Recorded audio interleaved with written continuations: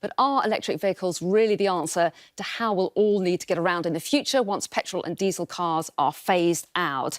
Vicky, what do you think of this? Are electric cars the future in your view? I think they are the future, but of course, for the moment, they are still quite costly to produce. They emit quite a lot of CO2 in the production of them, and they are very expensive for most people. And of course, they rely on batteries, which need to improve very significantly. I think it is worth bearing in mind that there are loads of technologies of the future that we're going to be depending on, and battery is going to be one of them. If they're sorted out properly in terms of the range that they allow you to have, and also in terms of the cost of producing them, and whatever you do with, once they run out of their lifetime themselves, in fact, disposing of them, then of course EVs are a way of getting around in the future. And I think definitely the investment needs to go there, but we're not there yet. OK, and let's take a look at a few stats, Donnachadh, because we can see that in August 2021, so last month, we saw a 32.2% increase in pure electric car sales in the UK. That compares to the same month the year before. So consumer demand clearly on the up. But do you think they solve our green transport issues? Electric vehicles are an excellent response for emergency vehicles and essential vehicles. But there are 1.4 billion vehicles on the planet.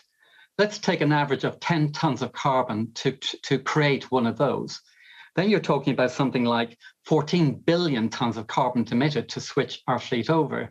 That's 3.5% of our remaining carbon budget. For one car, somebody buys a new EV or a new diesel car this year, you're talking between 10 to 30 years of the electricity emissions for their household. So you're basically saying we shouldn't drive at all? We should give up all cars, including electric ones? Well, something like 70% of trips in the UK are under 2 miles. We actually need to switch to public transport and walking and cycling for those journeys. Okay. EVs are fine for emergency vehicles, but we cannot. And the positive thing about it is if we do that, we get cleaner cities, we get safer streets, and our kids can be playing in neighbourhoods again. Vicky Pryce, do you think that's right, that our main focus really needs to be on public transport, and if absolutely possible, we should give up our cars?